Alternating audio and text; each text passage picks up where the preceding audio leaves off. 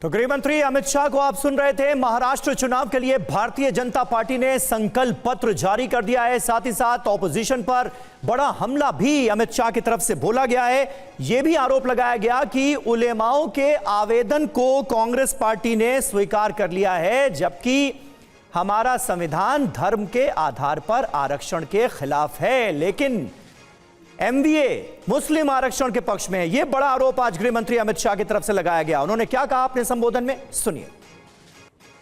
उलेमाओं की कॉन्फ्रेंस ने, उलेमाओं की एक संस्था ने मांग की कि माइनॉरिटी को आरक्षण दिया जाए और कांग्रेस के अध्यक्ष नाना पटोले जी ने इस मांग को स्वीकार करने का पत्र एक्नॉलेजमेंट एक दिया है।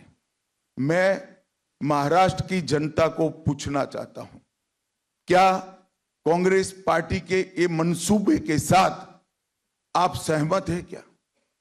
एसटी, एससी, ओबीसी, दलितों का, आदिवासियों का और पिछड़ों का आरक्षण लेकर मुस्लिमों को देने के पक्ष में महाराष्ट्र की जनता है क्या?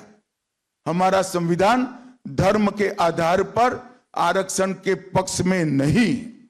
हमारे संविधान में किसी भी प्रकार का आरक्षण धर्म के आधार पर नहीं हो, और ये कांग्रेस ने सत्ता में आने से पहले ही वादा कर दिया है।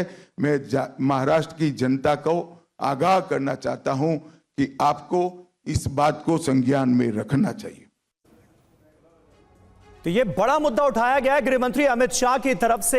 वरिष्ठ पत्रकार रामकृपाल सिंह जी भी हमारे साथ मौजूद हैं। रामकृपाल जी, किस तरह से आप देखते हैं, क्या यह एक बड़ा मुद्दा बनता हुआ नजर आ रहा है? उलेमाओं का एक लेटर जिसका जिक्र किरीट सुमैया ने सबसे पहले किया, बीजेपी के नेता, महाराष्ट्र कांग्रेस ने फिर इस खबर को खारिज किया। उन्होंने कहा कि नहीं, ये फर्जी लेटर है, लेकिन गृह मंत्री अमित शाह एक बड़ा आरोप लगा रहे हैं और पूछ रहे हैं कि भाई महाराष्ट्र की जनता जो है वो क्या इस फेवर में है कि मुस्लिम आरक्षण दिया जा सकता है? एमवीए और कांग्रेस पार्टी तो हामी भर रही है मुस्लिम आरक्षण पर, यह कहा है उन्होंने। देखिए, ये चुनाव के समय ये मुद्दा बहुत हर बार उठ जाता है और सब लोग इस सच्चाई को जानते हैं। दो चीजें हैं, धर्म के आधार पर आरक्षण नहीं हो सकता, ये संविधान में साफ बात है, बिल्कुल। लेकिन कोई भी, चाहे वो हिंदू हो या मुसलमान हो, जो पिछड़े हैं उनको, जो पिछड़ों का आरक्षण है उसमें मुसलमान की वो जातियां मुस्लिम समाज की आ सकती हैं, उनको मिल सकता है। और ये बंगाल में भी किया गया है, आंध्रा में भी है और कर्नाटक में भी शायद है, तो कई जगह, उससे आपत्ति नहीं। वो सीधी एक बात है कि जो पिछड़ा समाज है, जो पिछड़ी जातियां हैं, चाहे वो हिंदू की हो या मुसलमान की, अगर वो ओबीसी लिस्ट में डाल देते हैं तो उनको मिलता है, उसका कोई विरोध नहीं है। लेकिन जब जब ये बात होती है, जैसे लालू प्रसाद यादव ने, याद होगा आपको, जब उनसे पूछा गया था कि धर्म के मुसलमानों को आरक्षण, तो उन्होंने कहा हाँ होना चाहिए। अब जबकि यह है कि भाई धर्म के आधार पर आरक्षण नहीं हो सकता, लेकिन पिछड़ापन, सामाजिक आर्थिक रूप से पिछड़े हुए जो लोग हैं, राइट, वो किसी भी जाति के हों, उन जातियों को पिछड़ों के वर्ग में जोड़ा जाता है और बहुत जगह पे है जी। तो बात वही है। देखिए, ये ऐसी बात उठा करके जो नहीं हो सकती उसका फायदा उठा करके ये ध्रुवीकरण का एक पूरा प्रयास किया जाता है। ईमानदारी की बातें है।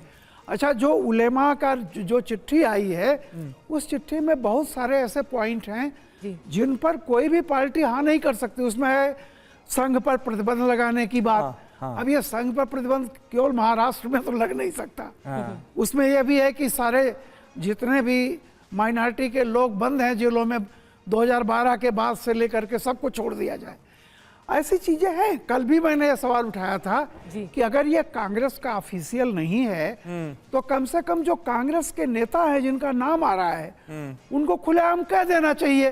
महाराष्ट्र कांग्रेस की तरफ से बयान जारी किया गया और उसमें कहा गया कि ये फर्जी लेटर है और नाना पटोले के दस्तखत भी जो हैं वो फर्जी हैं। नहीं, एक बात कह रहा हूं कि नाना पटोले जी को खुद ये बात कह देनी चाहिए थी कल ही, क्योंकि उनके प्रवक्ता जब आते हैं तो वो ना तो ना कहते हैं ना हाँ कहते हैं। तो कुल मिलाकर के ये भी एक मसाला है कि अगर जो सही समझ रहा है वो हमारे प्रति वोट देगा, जो गलत समझ रहा है वो हो सकता है न दे, इसलिए चुप्पी साध लो इस पे। बिल्कुल यही सवाल पूछा है रामकृपाल जी, बड़ी बात आपने बताई। ये सवाल उद्धव ठाकरे से भी पूछा अमित शाह ने कि आप तो समर्थन दे रहे हैं और कांग्रेस के जो नाना पटोले वो एक्नॉलेज कर रहे हैं इस बात को, उलेमा बोर्ड जो कह रहा है, तो फिर आप क्या उसका समर्थन देंगे? और फिर जनता क्या उसका समर्थन करती है? कांग्रेस और एमवीए से सीधा सीधा सवाल पूछा है अमित शाह ने। तो आज संकल्प पत्र जारी किया गया, कई बड़े वादे किए गए हैं बीजेपी की ओर से। इस पर लगातार ये बड़ी कवरेज जारी रहेगी। फिलहाल रामकृपाल जी बहुत बहुत धन्यवाद इस पूरे विश्लेषण के लिए।